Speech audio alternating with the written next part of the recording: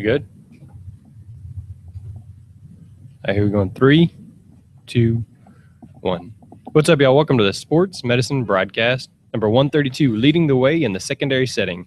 And this week, my guest is David Young, athletic trainer at DeSoto High School. David, I want to thank you for bailing me out this week as we had a last-minute change, but I think we're going to pull together a pretty good show.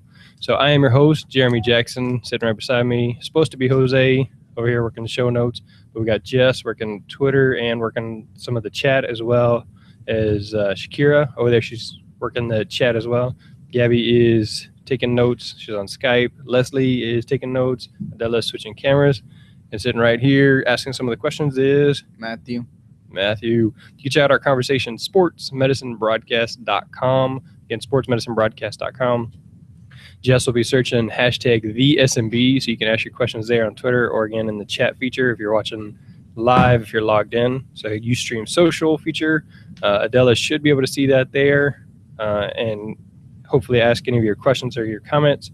Again, our website, sportsmedicinebroadcast.com. We'll have links to all of those. Without much further ado, Matthew. Mr. Young, can you please tell us about yourself? Yes, Matt. First of all, thank y'all for having me on. My name is David Young. I'm the athletic trainer, or one of 4 athletic trainers here at DeSoto High School. This is my 11th year in the profession, but it's my 5th year over at DeSoto. So just rocking and rolling. We've got our area track meet going on right now and getting ready for the state track meet. Baseball and softball about to finish up, and spring football about to start next week. So just trying to finish out the year on a strong note, get it going. All right, Matthew, we have one more softball game. Oh, so we got softball finishing this week to Friday, and then we have baseball finishing next week. So neither of our baseball softball teams are making playoffs. So no, we're right neither there. of ours. We're right there with you. So just bypassing all of that and moving straight into spring football. So next Tuesday for us. All right, so we talked to David back in episode 126 where we were actually supposed to talk about this leading the way in the secondary setting, but it kind of changed into a concussion protocol and the mTBI brain research. And so we were kind of following up with that conversation that we were supposed to have, because in one of the comments after this conversation, somebody said, well, it's not the topic that was listed, but, it turned out to be a good conversation anyways. And so I just wanted to, for that person that made that comment, I want to kind of follow up with this episode and give David another chance. And again, thank you for bailing me out. So, so we were talking briefly before we came on the air, but why don't you tell me some of the ways that you guys are leading the way there at DeSoto? Well, a few.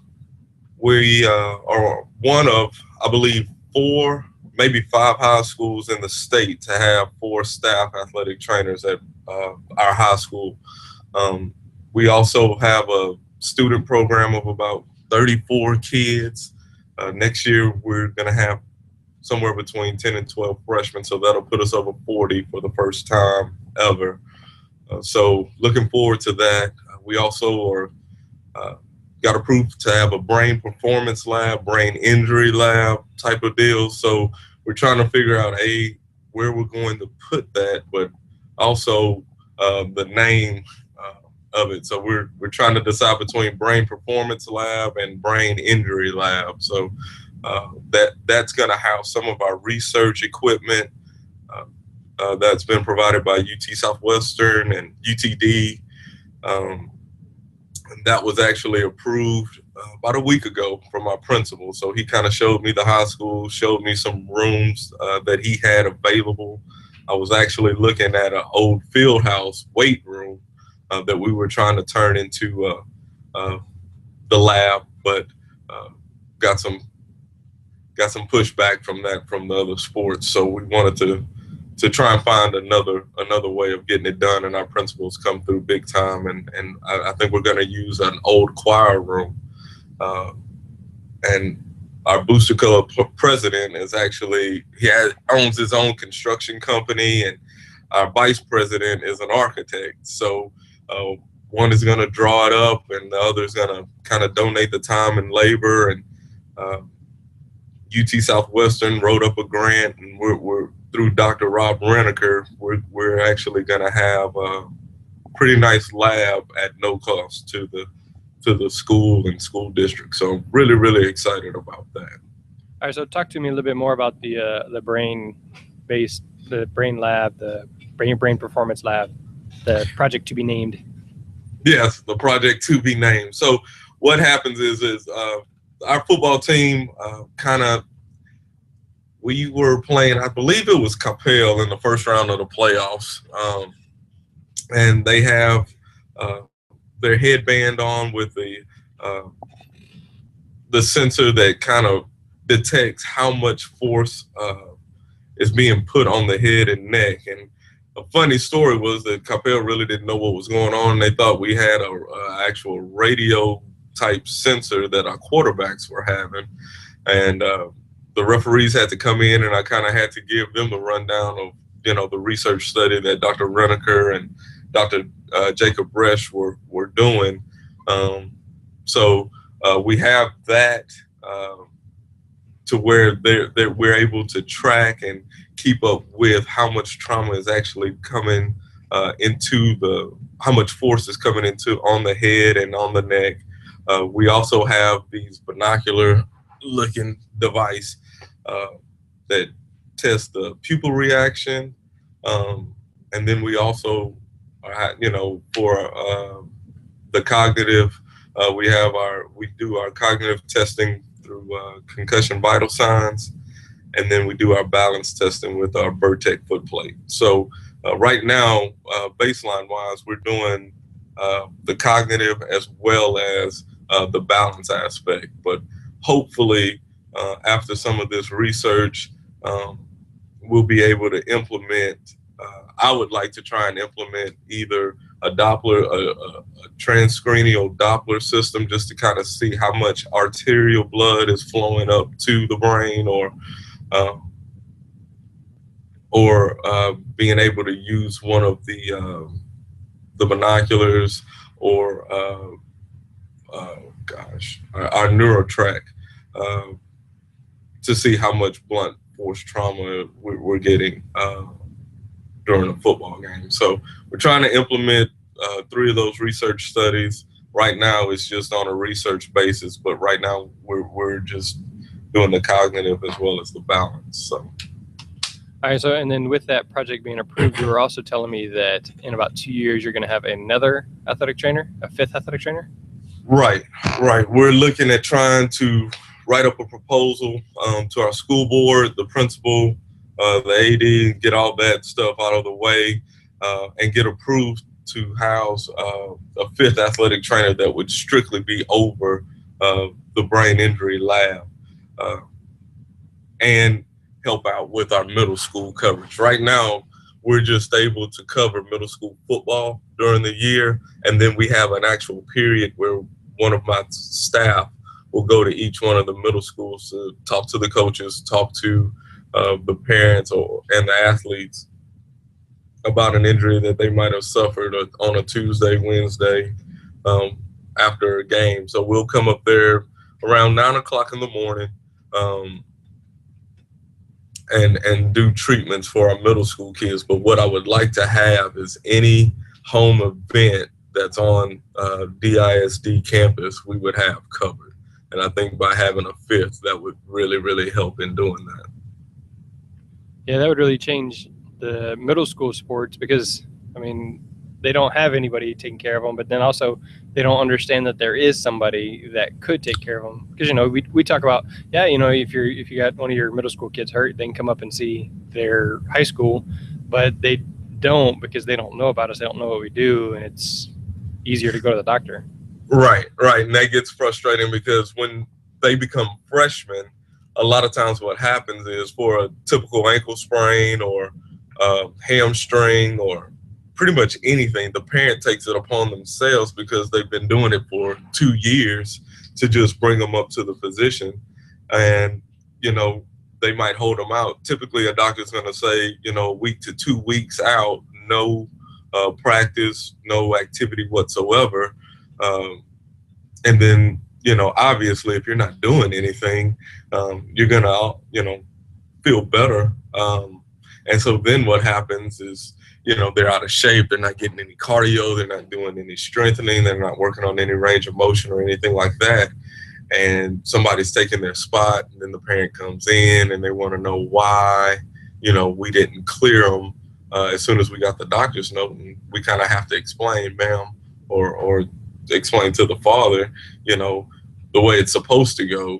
They'll come in, see us, come in for treatment. We have a parent as well as a coach's note that we send home with the athlete, to where it kind of explains what we think is going on, what measures you should do at home, and what measures we're going to do up at the school. So usually it takes about a season to get the freshmen, not necessarily the freshmen, but their parents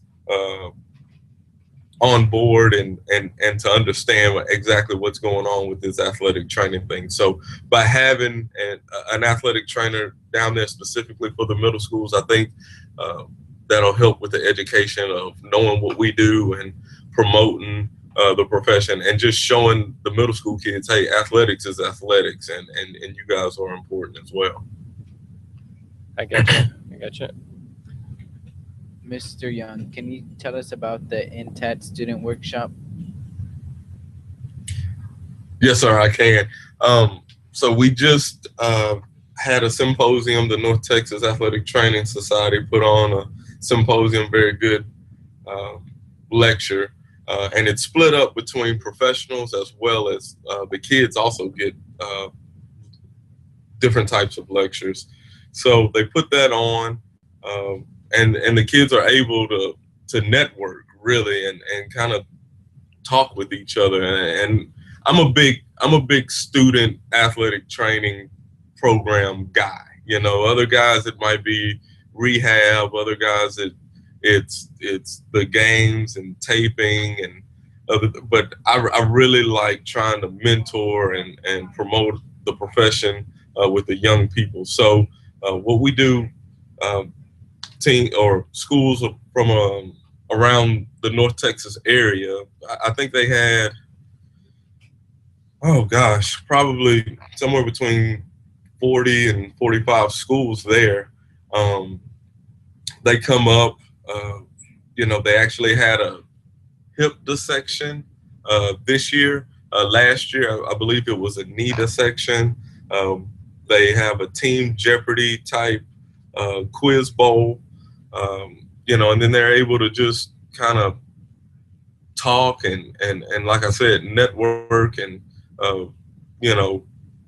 what they like about their program, what they don't like about, the program, and maybe get some ideas from other schools and everything. So it's a really good experience for them. For us, there's a professional series where we kind of learn some rehab techniques. They go over different types of special tests, some other type of evaluations that we can use and try and implement into the training room. They have vendors for the professionals, and then they actually have a hallway that's nothing but colleges and junior colleges. To some are accredited, some aren't. But just to kind of show the kids, hey, there are people out there if you take care of your business and when it comes to your grades and everything. And if you want to be a part of this after you graduate high school, there are places you can go. And, if they're not accredited, you can actually do it as a student, work study type program, which will help, pay bills, books, whatever. But then from an accredited standpoint, if you're looking at going into a profession, into athletic training as a profession, you can talk to them as well. So it's put on really well. There's also a competition at the end of the day that we take pretty seriously. And, the kids worked really hard and actually won it for the 4th consecutive year this past April. So very proud of them. They practiced on their own, and basically I'm to the point where if they want to practice on their own and they're taking this in and this is something that they want to have for themselves, I'll go ahead and order some practice tape and pre-wrap or whatever it takes for them to be able to put themselves in the best situation to be successful. And we've done that for the past 4 years. All right, so talk about that competition there, because you said there was a quiz bowl type thing, and then you said there was another competition, and that's the Student Trainer Olympics. Do those two things go together, the quiz bowl and the Olympics, or are they separate completely? They're a separate entity right now. Personally, I would like for them to become one competition, you know, to where you'd have the practical. Sorry, my lights went out. Hold on.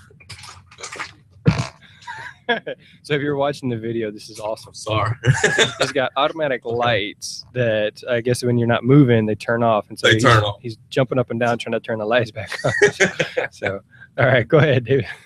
So what I would like to try and have is the practical as well as some of the written.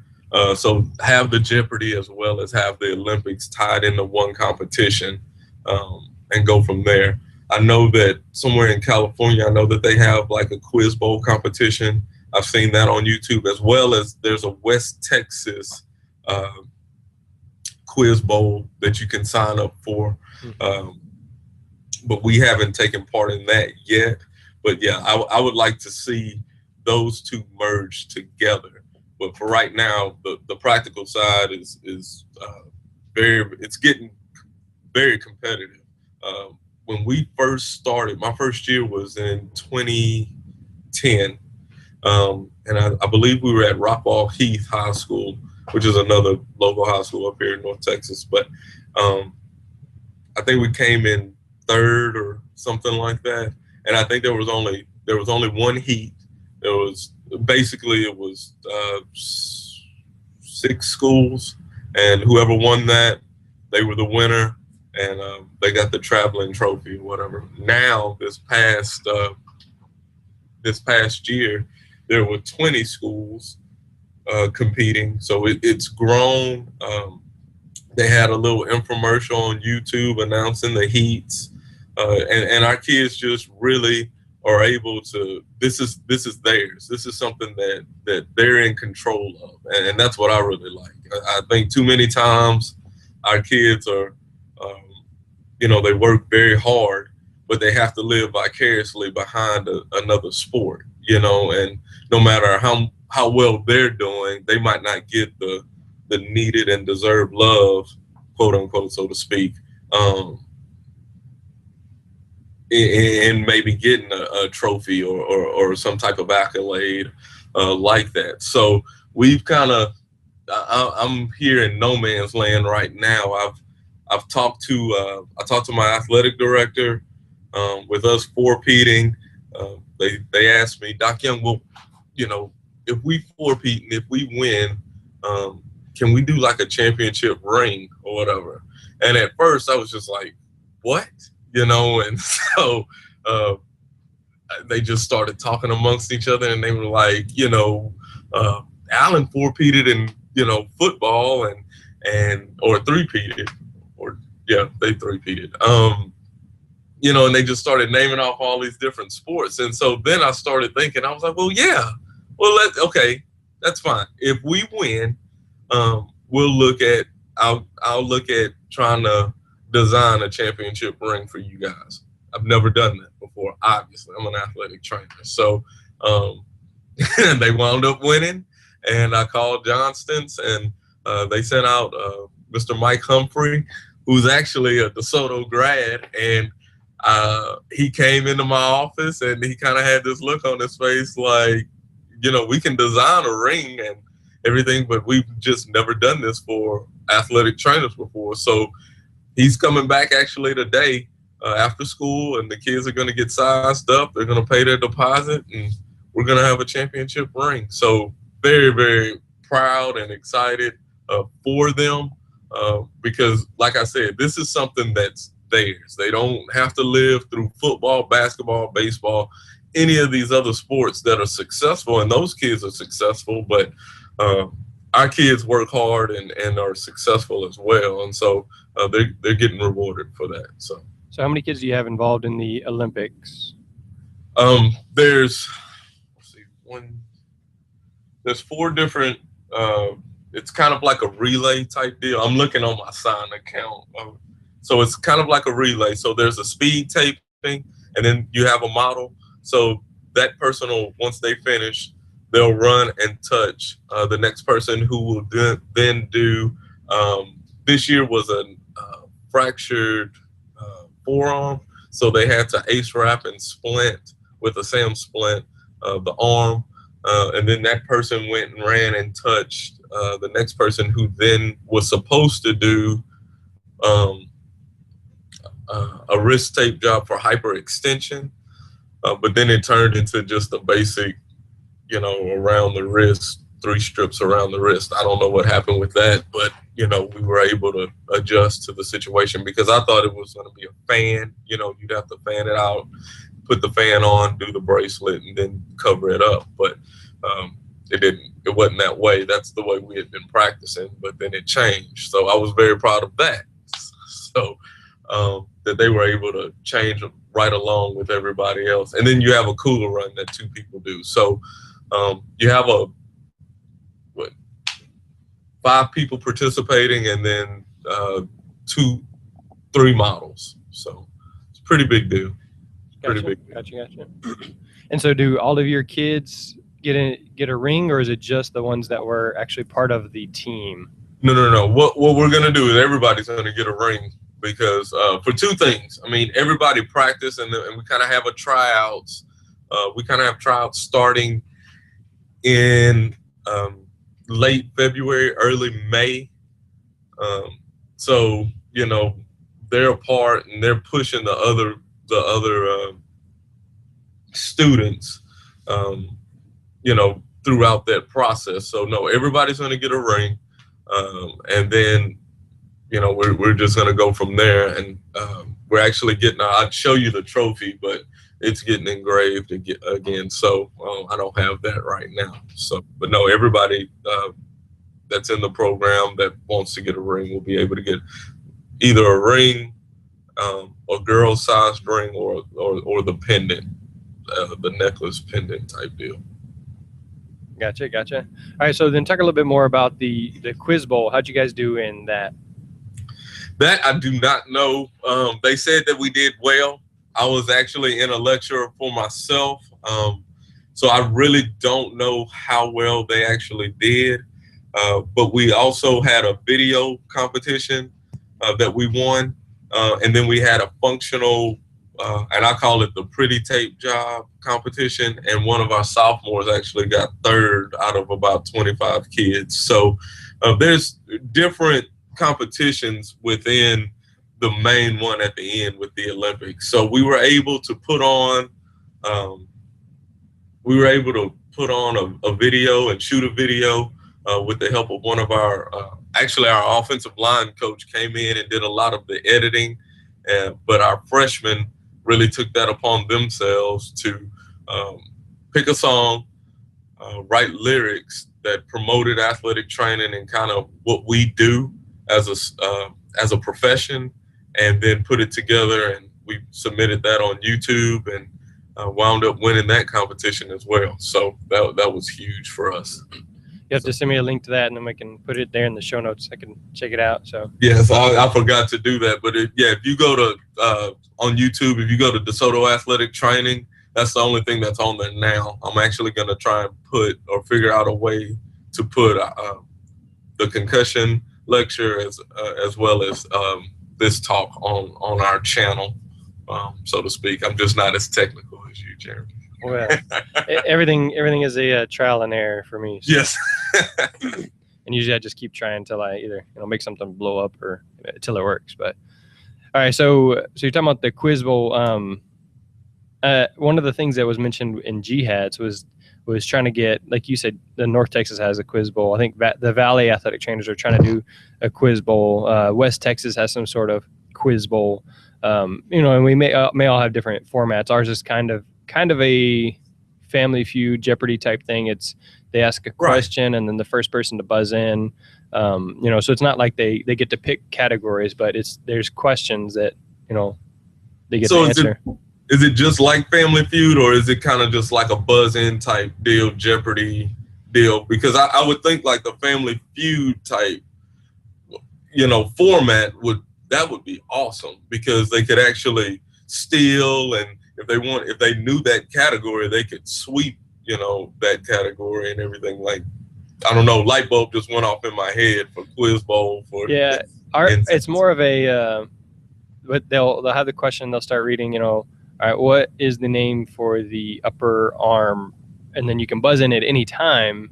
And so if they were going to say the upper arm bone, then you'd have to say humerus. And if you don't, like, your team buzzes in, gets it wrong, then they'll finish reading the question, and and then the other team gets a chance to steal. So no, I think that's kind of how it goes. Yeah, that sounds like a great opportunity, and it sounds like a great match type setting. I really hope that one day they're supposed to switch it up next year when it comes to the competition, and so maybe I can email our president and say, hey, what about doing a Quiz Bowl type deal in the morning time, and then with those results come back with the Olympics, to where they get both the lecture and as well as the practical side of it as well, just to see on both sides who pan out and be the best, get that trophy. Yeah, so that's the reason I was asking, because we had made mention of, and actually somebody typed it in the show notes. I'm not sure if it was you. Did you add questions to the show notes? I did.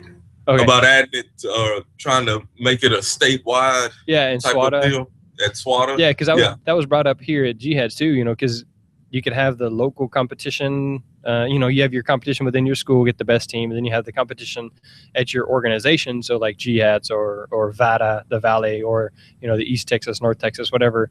And then each of them send their group to SWATA to have a area or region, whatever it's called, competition for the Quiz Bowl. Because I think they have something like that for college students at SWATA or NATA, I think. I think it's NATA, but that's exactly what I was thinking. To be able, and I think that would help promote the profession even more, because sadly, the first time I went to SWATA or any type of convention like that, I was already a professional. That was my first year. And I think it would be good for the kids to see adults out networking, be able to see the vendors, and then maybe be able to sit on some of those college type lectures, if you will, and listen to what's going on, and that this is a real profession that you can make a living off of, and go further than just being a high school athletic trainer. Yeah, I think it'd be really, obviously there's a lot of logistics you'd have to work out, but I think it'd be a really awesome thing to be able to do, because our competition is pretty intense. We got people that are, they have like several different tryouts within their school, and then their school is pre-competing. Like Pearland Dawson, they had the week before, they had a competition between those two schools as like a warm-up. I mean, those schools are kind of powerhouses in the thing, and so they're already, it's already building, we want to win. And so then to do that amongst the whole entire state, like you said, it promotes the profession and encourages people to do this, and it, encourages parents to be involved. And so I think that's awesome what they're doing over there. We actually do the same thing. Nobody else, or we don't really talk to anybody else when it comes to practicing for the Olympics, but we start practicing, like I said, pretty much. I'm working basketball, so as soon as basketball gets beat in the playoffs, then we start to practice after school. Usually we pick one day a week, and that's usually a Wednesday. We'll go about an hour and a half after school with just practicing taping, practicing the different stations just to see who's going to have the best time, who wants to compete. But then also, since my kids during the fall, they have a green and a white staff, and we kind of alternate practice days. So I see them pretty regularly. But in the spring, we don't have that. So that also gives me time to talk to them and get them caught up on what's going on if they're not in our sports medicine class. So that's awesome that they practice. And like I said, I thought we were the only ones that were kind of practicing, but then I found out this year that there's some other schools that are kind of, hey, DeSoto would probably already be done by the time you finish taping this ankle. And I mean, it's just grown into something that is pretty competitive. And I don't think that there's anything wrong with that because, like I said, this is something where our kids are in control of what they do. Like if you want to be one of the elite type of athletic training programs, you're going to need to practice a little bit and make sure that you work on your craft. And so our kids have owned up to that. And there's some other schools around the area that they have just a dynamic program. South Grand Prairie, Prosper up here, Lovejoy. I mean, those kids, you can just tell, and I could tell by just watching them in the different heats, the kids that maybe started practicing the week before and the schools that may have been practicing a month or 2 months for it, So, and like I said, I don't think that there's anything wrong with that because our kids are able to own up and have something, like I said, that's theirs, that they don't have to live behind somebody else to feel like they've achieved something. So with that, you guys get an email or something that says, all right, so this year the events are taping an ankle, taping a wrist, splitting a fractured forearm, and carrying a cooler. Do y'all know before, or you have to practice for an array of things and then? Well, this year it kind of changed. It changed a little bit. In years past, it's been the ankle taping. And then they give the specified way that they want the ankle taped, so it's apples to apples because, DeSoto doesn't tape the same way that Cedar Hills kids might tape or what have you. So they have that specified, but then in years past, it's been the vacuum splint, and it would either be a leg or an arm, and you'd have to connect it and put the pump on, do 15 pumps, count them out loud, 15 pumps, disconnect the hose, and then go to the next station, which was a thigh ace wrap. But they switched those to the wrist for hyperextension that really wasn't hyperextension, and the forearm, splitting a forearm. So those two changed, but we knew that the forearm was going to be on there, and we knew we were going to have to tape for hyperextension, but somebody wound up having to email NTATs and tell them, so are we doing hyperextension for a wrist, hyperextension for an elbow, hyperextension for a knee? And I just guessed and assumed with, cost and tape and everything else that it would be a hyperextension for a wrist. But the biggest thing, if it gets bigger, is just to make sure and kind of think about schools that, they take this pretty seriously. I mean, it's gotten to the point now where I have to talk to my kids about if we were to lose, and I don't ever expect to win. I hope that we win, and I think with them practicing, they put themselves in a great position to win, but it's literally become, now if we don't win, this is not the end of the world. We still will have practice. You're still going to be part of the program, and but some of these kids, I think if we did lose, they would cry, especially some of the seniors that have never lost, I think they would cry. And being a part and seeing the practice, and this is kind of, even though I don't have any more hair, it kind of gives me a chance to let my hair down because, sorry. There go the lights again. He's doing his dance. You'll definitely have to watch the YouTube video later and see what that is there. So it kind of gives me a chance to let my hair down and just kind of play with them, because I'm so, I don't want to say anal, but I'm so just particular about how we do and the standard that we set, you know, and making sure that we keep that standard, that, you know, once we start this, oh no, sorry. Once we start this practice, you know, we have the kids cheering around because we want to try and make it and simulate the crowd noise, if you will. And I'm up there jumping up and down, and I'm timing, and I've got another one of my kids timing, and it's just really, really fun. I mean, this is something after school we really don't have to worry about. Making sure something's covered. Is this field? Do we have an AED over here?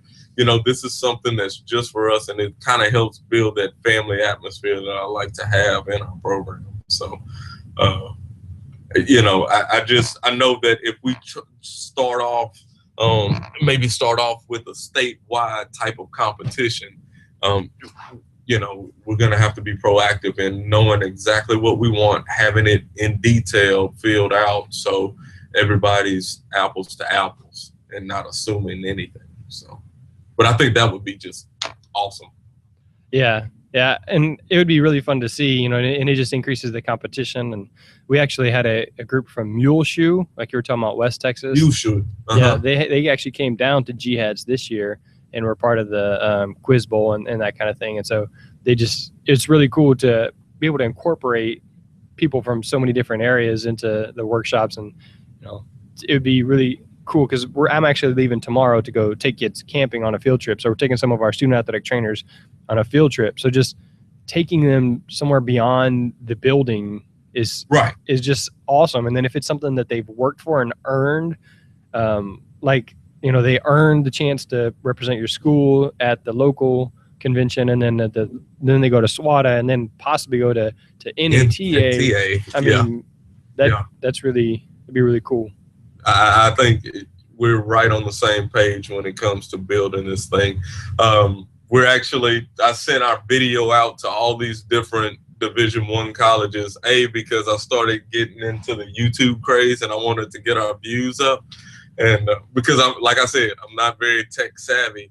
And for like the first week, we were averaging somewhere between, it was something ridiculous. I thought it was ridiculous. I mean, it wasn't like Rihanna or anything like that, but I mean, it was like 80 something views a day, you know? And so we're like already over 1,000 views. And I never thought it would get over 100. You know, I thought the people that needed to see it would see it.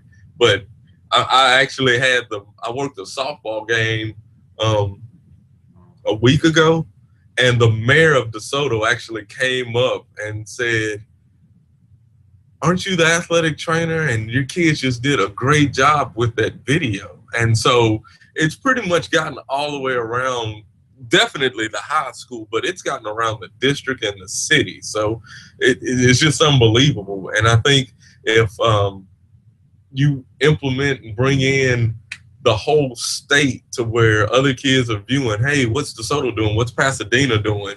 You know, what's Corpus Christi, Cal Allen doing? You know, all these different kids. I mean, it just, I think it would show them, hey, you can be, if you want to be a part of sport, you can be a part of sports. If you want to be a part and be in the medical profession and be a part of sports, you can do that as well, you know? And I just, the sky's the limit. It's kind of like with this broadcast, you know, I think the sky would be the limit with just promoting what it is we do, you know, on a day-to-day basis. Yeah, last night I went to a meeting. I did a mass CPR training where we actually teach hands-on CPR hands-only CPR from American Heart Association, CPR in schools. So we teach them, we let them do the compressions, we have them watch the video, do the compressions, they place an AED on the mannequins, they learn conscious choking, they talk to like EMS and what to do when you call 911. And we actually had Lifelike come, but they got a call as they were approaching to land. And so that was the second year in a row we did that. So I was speaking at this meeting last night just to say, hey, this is what we're doing. And it just so happens that one of our board members was there at that meeting. And she was like, hey, I really like what you're doing. I actually lost a daughter to the choking game, several years ago. And so I'd love to come speak. Well, now, just because I spent 5 minutes at that meeting talking about something that we were already doing, now I have the school board on my side, because now the school board members is interested and invested in what we're doing. So like you're saying, it's not quite the mayor, yet, but no, but the school board has a lot of pull though. Yeah. And so, just being available and putting stuff out there. And so that was really cool. And I was pretty excited about that when I told my wife last night, and she actually knew the story of that lady's daughter. So it's really cool. I'm excited to next year incorporate that into part of our program. But so yeah, that's awesome.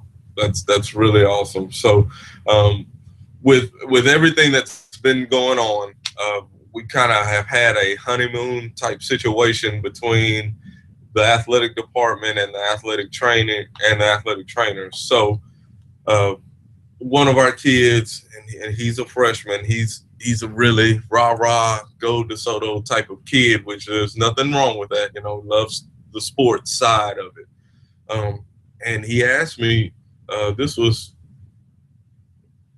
I don't know, probably 2 weeks ago. We had just finished the competition or whatever. And he goes, do you think we can get our logo put on the football field? And it was right after I said yes to the rings. So I said, well, I'm supposed to go and talk to the superintendent, so we'll see how it goes, And he was like, so you're going to ask him? And I said, yeah, I'll ask him. And I said, I mean, I have the position, the worst thing somebody can say is no. Exactly. So I talked to Dr. Harris we had probably about a 15, 20-minute conversation. Very busy guy, and I didn't want to take up too much of his time. And at the end of everything, he was saying that, how happy he was, how proud, blah, blah, blah, blah. And I said, Dr. Harris, there's one other thing I wanted to ask, and I was seeing if it was okay if we put our logo on the football field on each opposite diagonal 25s, kind of like in college football where they put the conference logo, put our athletic training logo right there. And he kind of gave me this look like, how much is that going to cost? And I said, I don't know, but, we raised that money, I'm not asking for the money. I'm asking for your blessing if that's okay, And he said, well, how many other schools have their athletic training logo? And I was like, I seriously doubt any, but for the way I kind of talked to my athletic director and my head football coaches, I said, look, I mean, these kids by far and away have, if not the first, the second most time on that field, and they said, yeah, without a doubt. And I said, well, do you think we can get this logo? I said, I don't want it big. I just want it there. That's something that they're able to call theirs, And they said, yes. Blew my mind. I thought they were going to say no. So we're actually going to work on getting that painted for the fall. So I think that helps promote our brand, because we're actually going to have a football game on ESPN. And, we're going to have our DeSoto Eagle logo on the 50, obviously, but we're also going to be able to have our athletic training logo on each 25. And I just think that that's unprecedented to where other school districts will see, and it's kind of keeping up with the Joneses. I think that's how it all starts off. It all starts off with somebody just saying yes, or maybe even asking the question. So we're very excited about that. That's really cool. I mean, we've talked about getting a banner that we can, roll out and stick to the fence and then take back down, but certainly not having our logo. Of course, we have 5 schools that share one stadium, so it would have to be kind of like Pasadena ISD sports medicine logo. That's right. And then that's not nearly logo. as exciting as, you know, your own school logo. Well, but I think it has to start from somewhere. I think that would be very exciting if maybe y'all had a secondary district type logo that maybe you put on, you know, the sleeve of your shirt, you know, and you have your own logo here, but then maybe be able to put that over at. Now, how many stadiums do you guys have? Is it still the one? Yeah, we have one stadium for all 5 schools. Okay. So. Okay. And y'all still have Phillips Fieldhouse? Yes, they're connected. I mean, we have the auxiliary stadium, which has a grass field and turf, but they don't ever play varsity games there. That's for the JV games or for track meets, and that's right also by the varsity baseball stadium. So all those are more or less connected. But okay, yeah, I have special memories at Phillips Fieldhouse. So I'm a old Beaumont Westbrook Bruins, so we would play there many a times. But no, I think coming up with something and presenting it to them,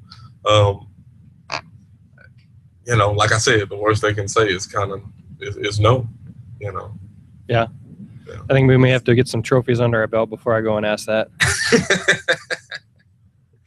Definitely.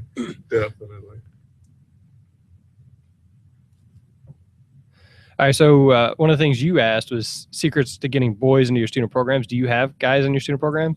Yes, sir. We have. I'd have to count. We're sitting somewhere between 7 and 8 males. But yeah, I was just trying to throw something out there because we're always trying to find male student athletic trainers. Not that there's anything against the female student athletic trainers, but in some instances, it's a lot easier to have males dealing with the locker room situation during football or basketball. You know, it gets kind of it's not really a gray area. It's just either we can do that or we can't do that. So I think we're able to provide a lot more to our male athletes if we were able to have, you know, male student trainers. So what we do is we actually recruit the middle schools really, really hard. And so we've come up with a brochure and we'll get the All A and AB honor roll. And then we kind of have a flyer and it has some pictures and stuff of what it is we do. And it kind of explains what it is that we do on a daily basis. And we have an application in there. We kind of fold it up in a pamphlet and they get it through the student mail. So it's really cool because, you know, kids usually don't get mail. So they get mail and then they're able to read that. And hopefully we get some mails to turn it in. Now, last year we had one guy. And so I was like, this is a problem if this scenario keeps going. And there's a school not too far from here, it's Mansfield High School, and he has like 35 girls. I mean, they're all girls, you know. And I was just like, how do you do that? And he was just like, very carefully. I was like, I bet. Yeah. So, no, I was just trying to see, was there a different way that y'all do, or is it kind of just the luck of the draw and maybe a kid has a season-ending injury and then he goes from there? Well, we have 2 guys, and that's the first time since I've been here. We had one last year, and then we got a freshman this year. So now we have a freshman and a sophomore, and I think that's part of it is having guys in there because then they recruit friends, and then, you know, maybe when you go to the middle schools, you take a guy and a girl student, and they're both student athletic trainers. But honestly, I can't say that we're real successful. When I talked to Chris Shattuck, he said one of the things he does is in his flyers, you know, he targets guys like sending out the application, and he also targets the males in the flyer. And he said sex sells, so he uses, you know, pictures of girls in sports bras or something like that getting treatment. I remember that. Yeah, and I remember that episode. Okay. And so, you know, that's something he does. But for us, it's, I don't know, because we went to the middle schools. We visited all the middle schools. We talked with the counselors. We talked with all the kids. We handed out flyers, and we didn't have a single student fill it out. But there's like a transition where we're going like the way the curriculum's being done. So the students may have been confused because that same week they were also registering for 9th grade. So they may have been, we have like 18 kids registered for sports medicine 1, which so they may have thought that registering there with the counselors was filling out the thing for the student athletic trainer application. And so we're still going to figure it. We have to talk to those kids and see, is this what you wanted to do? Is it, or did you want to do this? And then go from there. And again, none of those, actually, I think a couple of those were guys, but sometimes we just get kids dropped in there, even though they don't, they're supposed to be in football period, but, oh, hey, sports medicine, it's the same athletic period. It'll work, right? Yeah. No, it won't. And so I don't have an answer for recruiting boys. I know we got 4 people in the chat room, or 3 people in the chat room. Bob, who's in the chat room there? Rob, Robert, and Doc. Well, Doc, he's in the same situation as me because he's just sitting in the other room watching. So Rob, Robert, if you guys have student athletic trainers and you have success in recruiting males, type that in there, and then we can throw that out there. Is there any comments there that should be read? Looks like somebody made a comment. Robert has 2 boys. 2 guys? Yeah. Robert has 2 guys. All right, Robert, so go ahead and type in there, if you can, how you get those, or what your plan is to recruit more of those.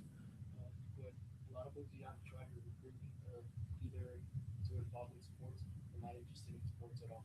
So most of the guys he tries to recruit are not interested in sports, or they're A lot of boys you have to try to recruit are either really involved in sports Yeah. or not interested or not interested. so they're either playing sports or they're not interested in sports, which is kind of the deal here because we have the same kids playing all the sports. So it's not like we have 5,000 kids where kids play just one sport and then could do athletic training.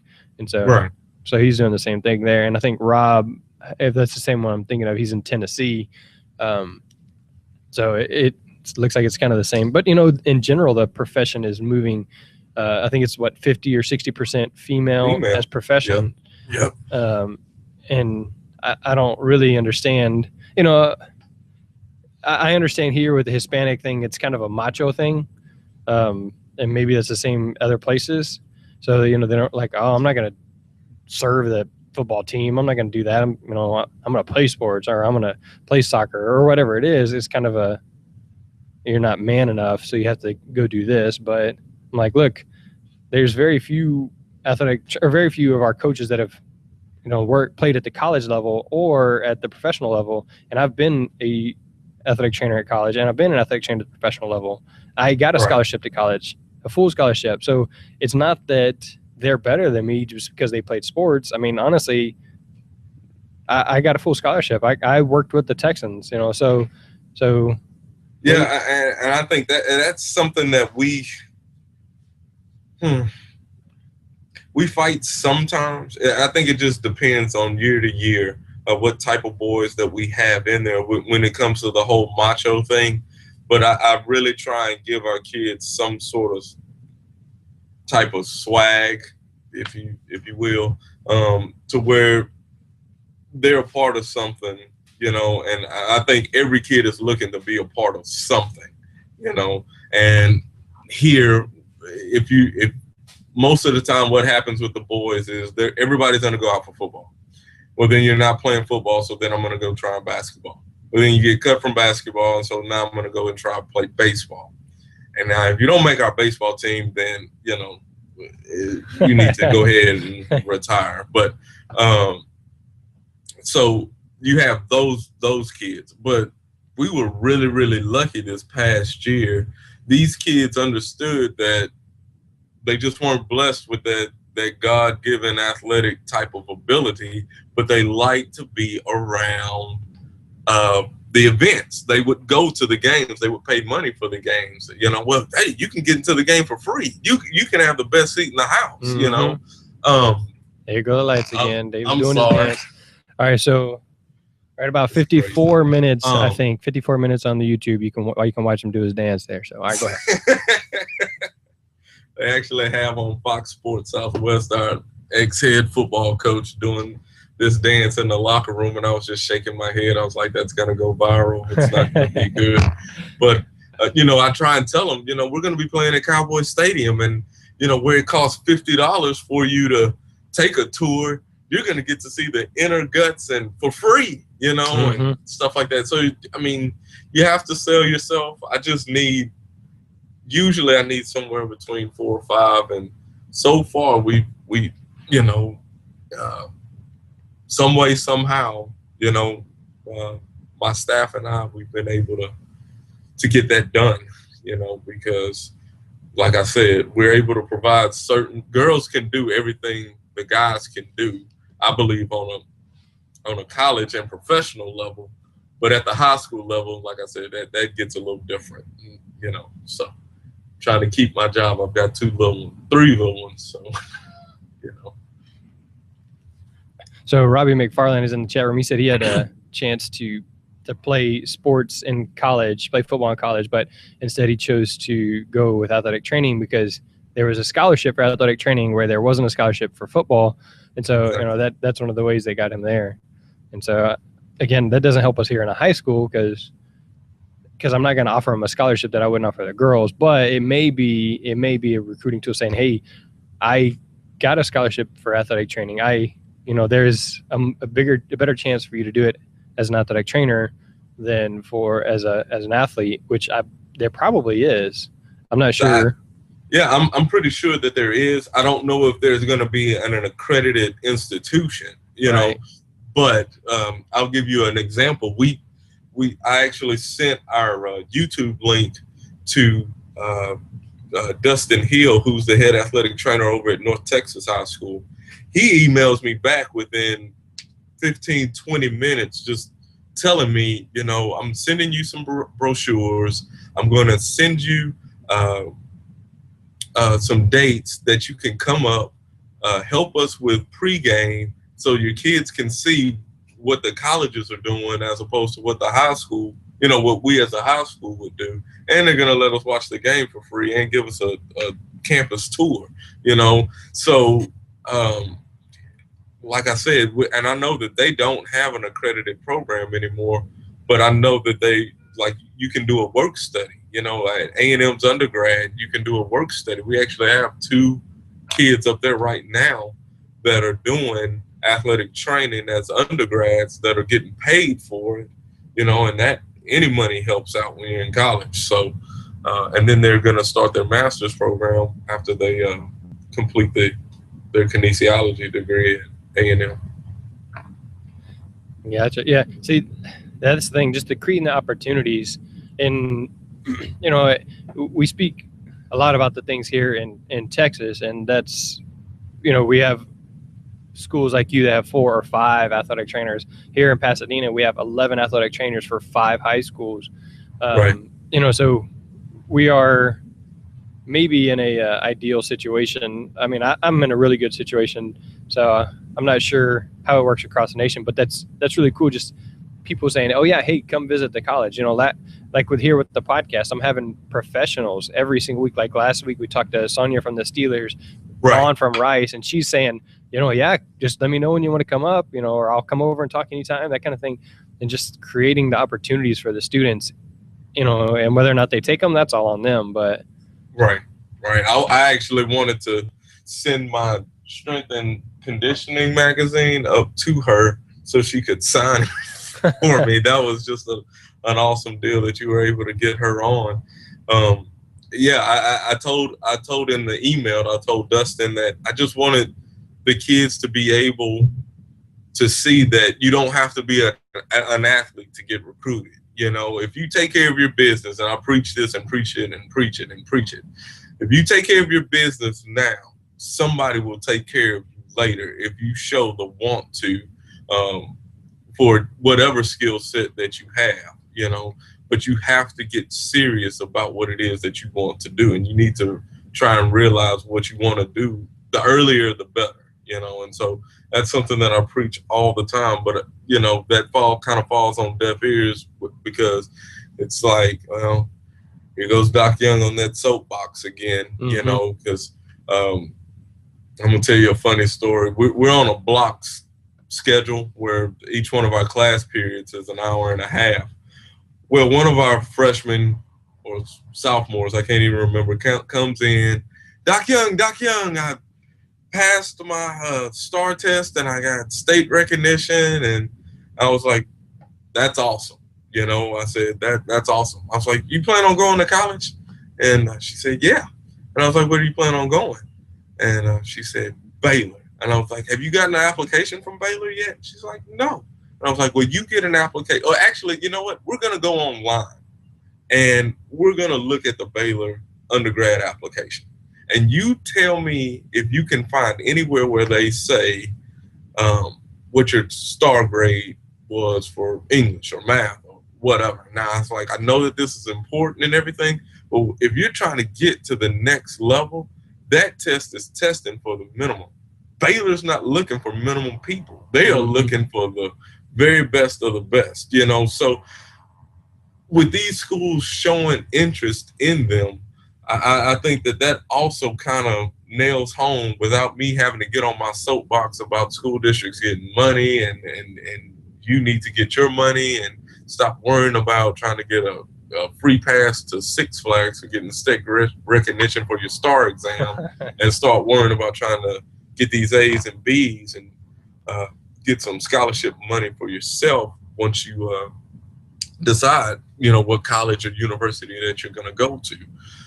But when they see those brochures, because I was able to stick just a North Texas athletic training brochure in each and every one of their lockers in the training room, and they pulled it out and they were just looking at the pictures, and I put Dustin's email up on our board to where all the kids could see. And they're like, well, Doc Young, what game are we going to go to? When are we going to see the campus? You know, it gives them another avenue, I believe, and just opens their eyes a little bit more to there's more out there, especially with our profession. There's more out there than just filling up, you know, cleaning and, and taping, you know. So really, really excited about that, you know. And any school that's watching right now, if you want to send anything to us, we'll put it up. And camp wise, we actually have 2 kids going to the UT camp this summer, and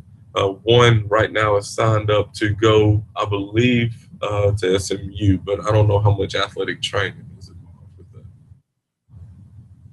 Yeah, the field trip that we're going on, we're taking kids to visit Texas Lutheran and Texas State, you know, and it's just one of those things, like you said, getting them out, getting them visiting the college, and then they're like, oh yeah, hey, I do need to do something to prepare. So right. So one of the things you were talking about before was that you were interested in the point schedule, because you were kind of going to switch your kids to more of a points type system. You know, they get points for working and not working and things like that, right? Right. All right, so how we did that is we took kind of what Chris Shattuck had done and, you know, just made it our own. And that was that if a kid worked what they were supposed to, then they got 0 points, because that they just did the minimum. If they did extra, so they came in on a day that they were off, they worked a game that they weren't assigned, they came in during a holiday, especially, you know, a holiday that where they weren't assigned or something like that, then they would get a +1, or, you know, if we wanted to do +2, I don't know if we ever did that. So then if a kid didn't do what they were assigned, then they got a -1. And so then we just use some fancy formulas in Excel to kind of add all those up and kind of keep track. So we can keep track of the whole year, because we started it at about this time last year, we started doing that and talking about it and figuring out how we were going to do it. And then this year we did that the whole year. And so for our field trip that we're going on, it was kids that one didn't fail, so they were eligible the whole year, and also the ones that were points leaders, or they were positive in points. So if you were negative in points, you're doing less than the minimum, so you weren't going to take you on extra things. And so I think it really works out well, because it's more subjective, and it also gives the kids something that they know, like, we are keeping track, we are looking at this thing.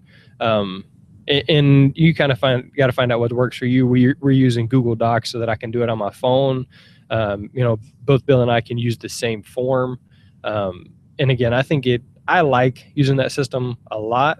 And I'm not saying it's perfect, but I'm saying it works for us for free until somebody gives me something better. Right. Right now, I kind of was sitting. I worked a tournament outside of DeSoto. It was kind of a contract type deal, and was racking my brain trying to figure out. Because I got tired of the kids that were overachieving, getting frustrated about getting the same thing as the kids that really they weren't underachieving, but they really weren't helping out to raise the standard, to raise the bar. That's what we're always talking about. Not just having something covered, but the standard in which you cover that event is one of my biggest pet peeves, And so, what I came up with was a written exam kind of covering everything that we've gone over for sports medicine 1. Now, we've got some kids that are in sports medicine 3, so they should just breeze through this, But then I said, well, that's not really fair to my upperclassmen, and I want to make it to where, it's apples to apples. So we started, I printed off a review sheet of everything that was going to be possibly on this test. Now, it was only going to be a 30-question test, but I gave them like 100 and whatever questions. So what wound up happening is the underclassmen had to go and ask the upperclassmen, hey, what is this? What's going on? Blah, blah, blah. How do you do this? So they were able to network and talk more. Then we also are going to have a practical side to where you're going to have to tape an ankle, but it's going to have to be functional, and it's going to have to be in under 3 minutes. We're going to have to do a modified ankle tape job because I want to get to the point. I'm really close now, but I want to get to the point where a kid is able to see somebody get hurt, come in the training room every day, be with that athlete, and then I sign off on their coach's note, but they're right there, when I sign off, to walk them down and say, hey, coach, they're ready to go back into the game. They're the ones that are taping them before they, to see that whole process. Yes.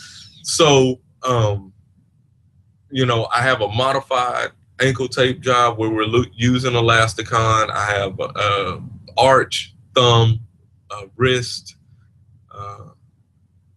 and then CPR and first aid. And so then we have kind of a checkoff deal because I was the first class at UTA under that accredited program. So we were kind of like the guinea pig. So I still have my checkoff sheets from college.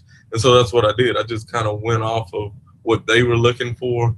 And so we'll have a 0 if you did it, or 1, 2, or 3, depending on how serious is a figure 8 in an ankle tape job. Well, that's a 3 for us. So, and we'll circle that. And so each kid will have their folder, and, the high, I haven't really decided what the cutoff is going to be. But we're going to have, like I was telling you earlier I think before we went on, but we're going to have a JV as well as a varsity staff, but I've already started to see where that could be a problem because, like I was telling you, I don't want the varsity staff to have a quote unquote complex about themselves to where I don't have to do this. I'm going to make this JV staff member do that. And I don't want it to become cliquish either. And I feel like doing that might happen. And I don't want that, So are you going to retest them like every 2 weeks so that, those JV kids have the opportunity to move up? Or is it, at the beginning, before the first game, a week before the first game, we're going to test everybody. And if you're one of the top, like I think you said 18 earlier, if you're one of the top 18 in all of these categories, then you're going to be working varsity the whole season? Or how do you see that working out? Right now, they're going to take this test. They're going to take the practical aspect of it.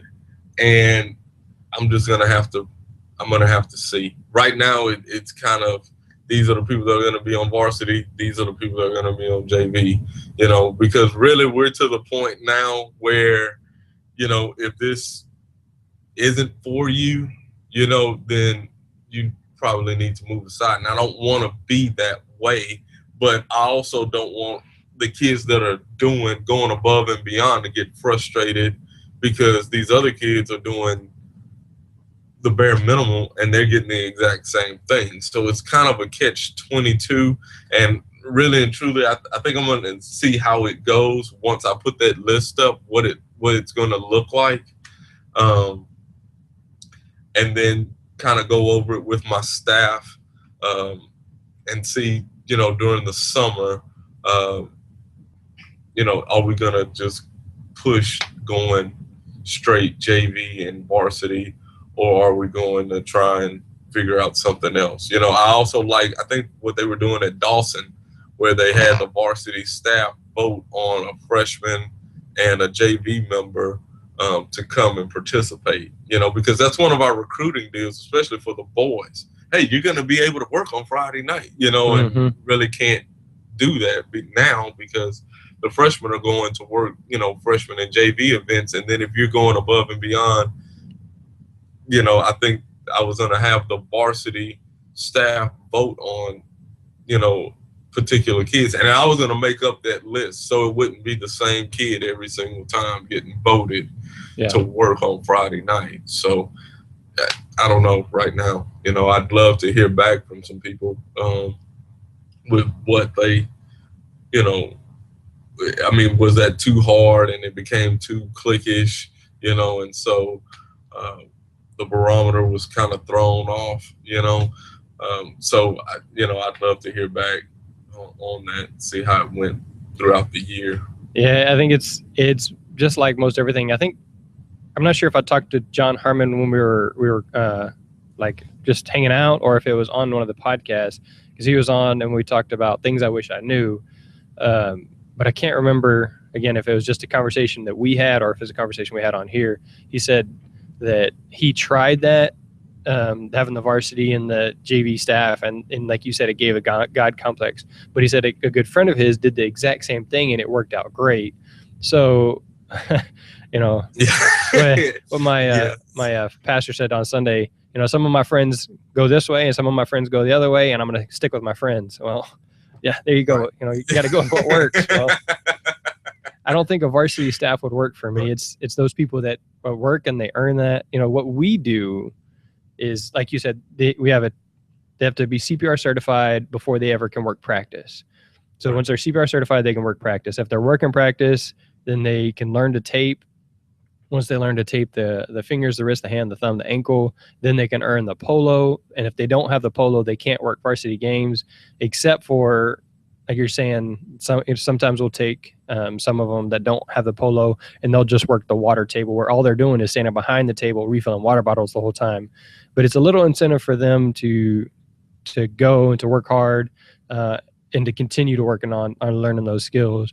And so there's not necessarily it's everybody is eligible each week if they earn their stripes kind of thing. And it's not just this whole year, you're the only ones working. But that's, again, just for us, and we use, obviously, based off the point system. If they don't come to practice, then they don't go. And, this year we had enough kids so that I think you had 1 or 2 days of practice a week. And so if you didn't come to that, you don't go to the game. Right. And so those kind of things. But I don't have a solid answer. And here goes the David Young dance again. All right. Stop. You need to get a timer somewhere. I don't know. I do. I'm always moving, so I never have realized how often that can go off right now. So I apologize. That's good. We need to get some of those for the projectors, because I'll walk out sometimes after football or basketball, watch film, and like an hour later, their projector's still sitting. I'm like, still sitting there. You guys are killing me. One thing I've noticed is all of our students have really, really honed in on figuring out something they didn't know. If they found a question on the review that they didn't know, they were looking it up, they were talking to each other, they've been practicing taping just like they were practicing for NTATs. So I've seen them really, really try, because everybody wants that Friday night experience, so that's a good thing. They have really been coming in during their lunch period, I see them networking with each other a lot more. They're always on their phones trying to Google something to figure out some type of anatomy or what anything. So I've really seen that increase when it comes to trying to perfect their skill, so to speak.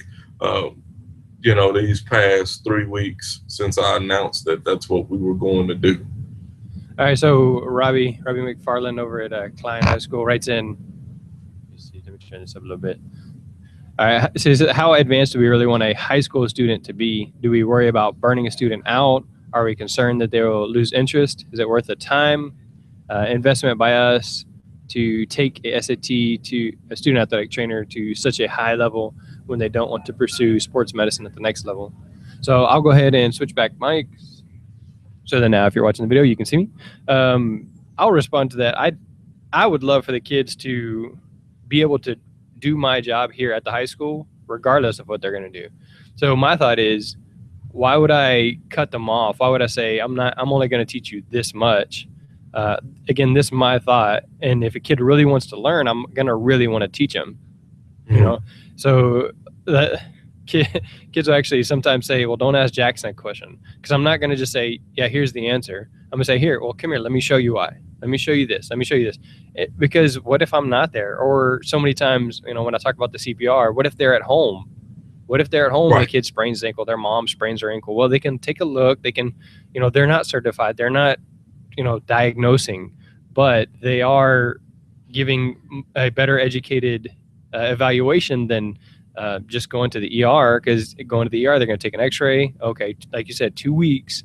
And then you'll be all right. Well, no, you need to do this exercise. You need to do this rehab, and that kind of thing. And so just in my opinion, it's as an athletic trainer in a high school, the investment, that's our job. That's what we should want to do. And those are the ones that make the difference. So what do you think, David? Yeah, I think you're right on with that. My goal is to have them, if they want to pursue this as a profession, by the time that they graduate here at DeSoto, I want them on the level of a college sophomore who's never been an athletic trainer before. So, I don't feel like they're going to get burnt out, because for us, we have enough kids to where we have 2 different staffs to where they work. They don't have to work daily. It's and then in the spring, they're just doing evening coverage of games. They're not staying, having to work, that's only in the fall. So right. I think that they have enough time to be able to have a life outside of the training room, and I know that that's important. They have their summers to do the driving school. And I have one kid that's a AAU basketball player, but can't make the team here. I don't know.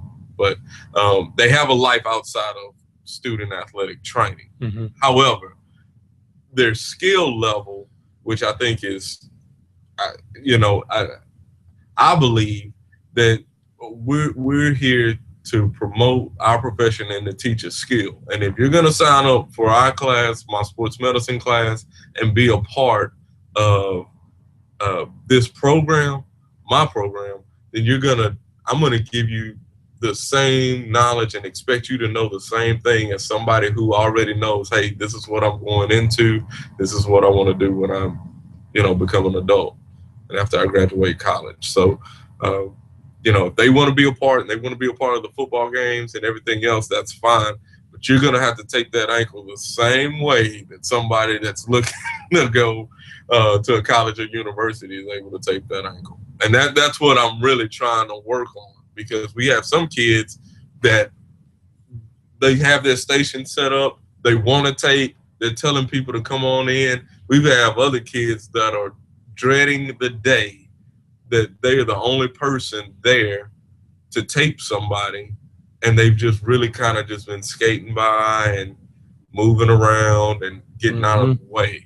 And I can't have that, especially when I have 40-something kids in here next year, and, pretty soon it'll go, well, 5 really don't know how to tape. Then all of a sudden you're going to look back and there's going to be 7 or 10 that really don't know how to tape. And so, you know, there's going to be a split right there, obviously, with the varsity and JV, you know, so to speak, anyway. So I'm just really trying to see, but I don't see, you know, high school kids getting burnt out from this if they're, you know, if you're giving them some time, you know. Yeah. And like you said at the beginning, you are a student athletic trainer program guy. I know it's honestly my favorite subject to talk about on the podcast is the student athletic trainer programs, because it's the part that I feel that I am called to most. And, you know, I definitely want to take care of the athletes and treat the injuries. And, you know, we just had a girl, she's probably a scholarship athlete next year, a runner, and she pulled her hamstring 3 weeks before the district meet. If you don't run in district, you don't go to the next level. You don't go to the next, you know, you don't go to area. And so we worked real hard with her. And then, you know, she texted me, hey, you know, thanks for everything you did. You're the best. Well, that's really good. And I love that. And, you know, that was probably one of the first times I had somebody specifically say, thank you. Yeah. Yeah. Something like that. And so that was really awesome. But I think what I really want is that my student athletic trainers are solid, that my student athletic trainers succeed. You know, I want those athletes to be well. But again, I think my passion, the thing that I care about the most is my program, the program that I'm responsible for, because I'm not responsible for those athletes. I'm responsible for taking care of them when they get injured, that kind of thing. But these are the kids that I'm supposed to grow and build. And so I feel that you and I are kind of in the same boat. So I don't think that there's anything too short, you know, like taking kids to surgery, taking kids to visit colleges. I think we lost David, but I'll go ahead. So hang on, I got to go answer that.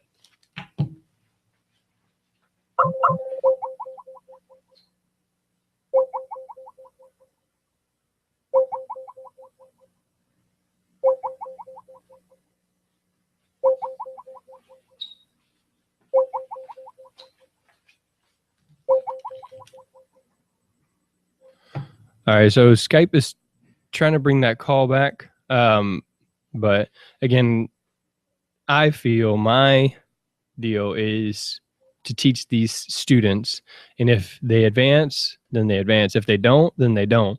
And that's okay. I'm okay with them choosing something different. If I help them, you know, if I got kids that want to be physical therapists, if I got kids that are just playing sports, and they want to know how to take care of themselves, then that's okay. I don't mind that at all. Right now, it looks like David is not going to be back in. And the good part about having all these different computers is that each machine does one job, and you're not overworking one. The bad part is I have to walk all the way across the room to answer the Skype call.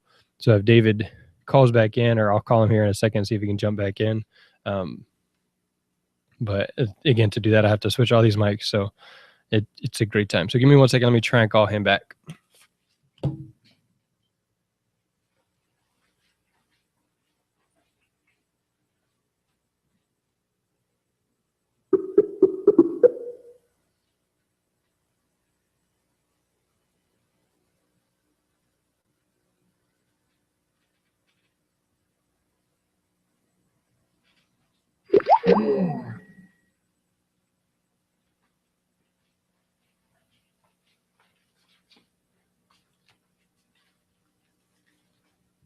Okay, so David's having some problems, but at this point, I'll go ahead and respond to the deal here. So Robbie, he's calling in here.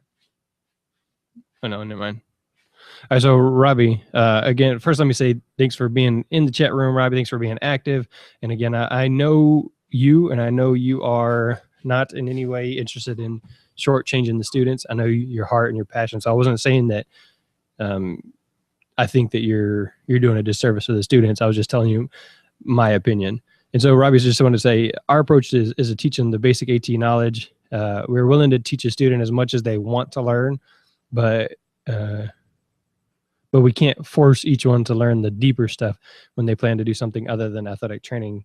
And says they always go the extra mile to take a student as far as they want to go. With our group size, which I think he said 45 or 48 or something like that, we have to take a generalized approach. So, you know, then with the juniors and seniors, that plan to go to the next level, they go a little bit more in depth. And I understand that our group is smaller, and I wouldn't say that our kids are at a college sophomore level by the time they graduate here.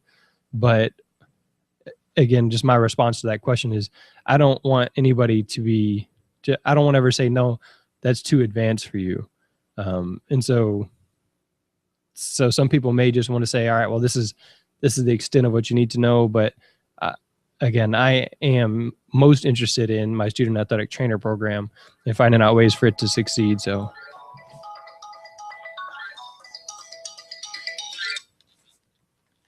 All right, David's calling me on the phone. What's up, David?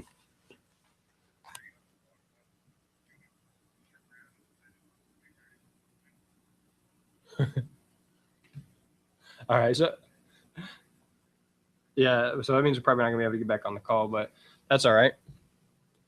I'll try and call you in a little bit when I'm all done, since it's still streaming live. That's all right. No.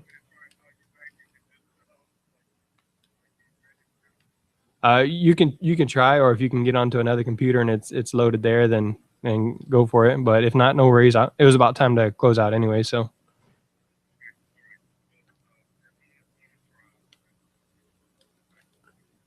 Okay. Okay. All right. Bye.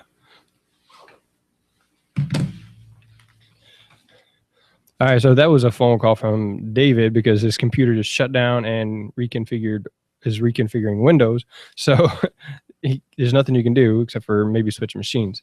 So one of the things that I definitely want to talk about is all the details aren't final, but I have reached an agreement with School Health. So School Health is partnering with the Sports Medicine Broadcast to provide more value to our listeners, and there's more information going to be coming once more details are final. But I'm pretty excited because part of it is they're going to be giving things away to my listeners. So those people that are on the email list, or those people that are listening live, or those people that sign into a special form that we have, you're going to be able to earn or have a chance to win some prizes and rewards or whatever from School Health. And if you don't know what School Health is, they are a sports medicine supply program, and it's really cool because I met with Greg Evans. He's actually an athletic trainer. He was an athletic trainer at Wheaton College, and then he went to School Health. So he's an athletic trainer. He knows sports medicine. He knows what athletic trainers want, and it's not just somebody that sells in general to athletic trainers. So I'm pretty excited about that. And then the fact that I'm going to get to give you guys that listen in, that download that podcast, that listen live, and especially those ones that listen live and interact, a chance to win things. Those things are to be determined, but a chance to win some things just because they're partnering with us. So I'm pretty excited about that. More details will be coming soon, but again, I'm excited about that. And let me see. Today, one of the things that I think I learned is that different people do things differently, but I think one of the things. Let me see. The Quiz Bowl is something that we could really kind of change the student athletic trainer climate in Texas. And, if it's something that you're in Tennessee you want to do, or something you're somewhere else you want to do. But I think for us, again, we could start that here and then let that trickle out. So I'm really interested in continuing the conversation about the Quiz Bowl at the local level, and then at SWATA, and then at the national level for high school students. And so hit me up with your thoughts on that, concerns, ways that you can do that. Again, I am on Twitter at PHS SportsMed, or you can email me. The one for the podcast is info@sportsmedicinebroadcast.com, info@sportsmedicinebroadcast.com. So you can hit me up any of those ways. Let me know what you think there, or comment in the chat rooms, or jump in, or request to be a guest, and we can hash out the details there on the podcast. So again, sportsmedicinebroadcast.com is where you can find us almost every single Wednesday. And and you can follow the conversation there. I really want to thank those people that are logged in, listening live, especially that's I think the most I've seen typed into a chat room in a while. So thanks for being active there. Again, PHS Sports Med on Twitter. That's where you're gonna find me the most. That's where I think it's because it's 140 characters and it's short. So for Jeremy, for David that was over there, all my students in Sports Medicine 1, that's a wrap.